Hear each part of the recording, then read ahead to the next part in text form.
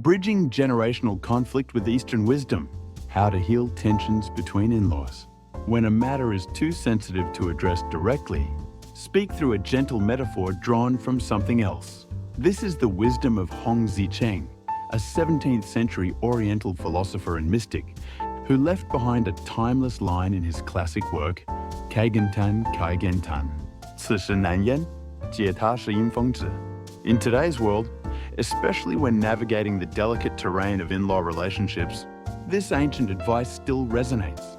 Rather than confronting issues, head-on, especially emotionally charged ones, Hong reminds us to communicate with subtlety, empathy, and thoughtful indirection.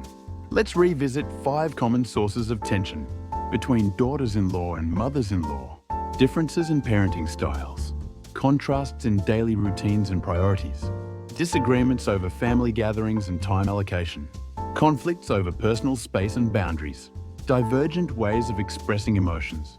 When conflict occurs and emotions flare, relationships can grow cold. Here's how ancient wisdom can guide us toward healing and reconnection with grace and emotional intelligence. 1. Symbolic gestures speak louder than apologies. Instead of saying, "I'm sorry," try showing it. When emotional distance sets in, choose small but meaningful actions to reopen hearts. Gift a book or toy for your grandchild. Prepare a favorite dish or simply share a warm comment. "The baby's really growing. You must be doing an amazing job." This isn't about avoiding accountability, it's about approaching it with humility and warmth. 2. Use a third-person story to reflect and relate.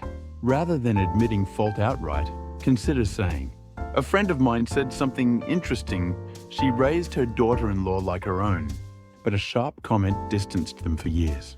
This kind of storytelling allows reflection without triggering defensiveness. 3.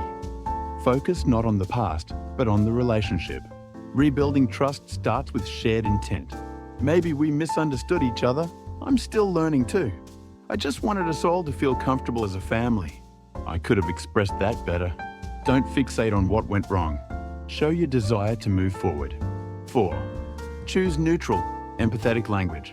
Avoid blaming language like, "You always only think of yourself." Instead, try, "It felt like we were coming from different places, and maybe that led to misunderstanding." This shifts the tone from confrontation to connection. 5.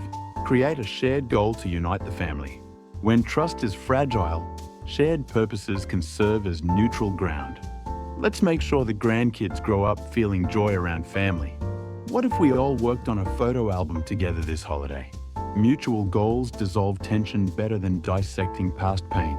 When communication has broken down completely, use occasions like birthdays, holidays, or even illness, visits as natural bridges to start a conversation. Remember when we made that dish together last year? Speak indirectly when words are too sharp. A friend of mine regrets not staying close with her daughter-in-law. It made me think, empathize before analyzing. We were both so overwhelmed back then, I understand now. Let small acts express care. A quiet favor like picking up a child from preschool or dropping off groceries can speak volumes. Use group events as emotional reset buttons. Why don't we all put together a memory book for the kids this Thanksgiving? Final thought.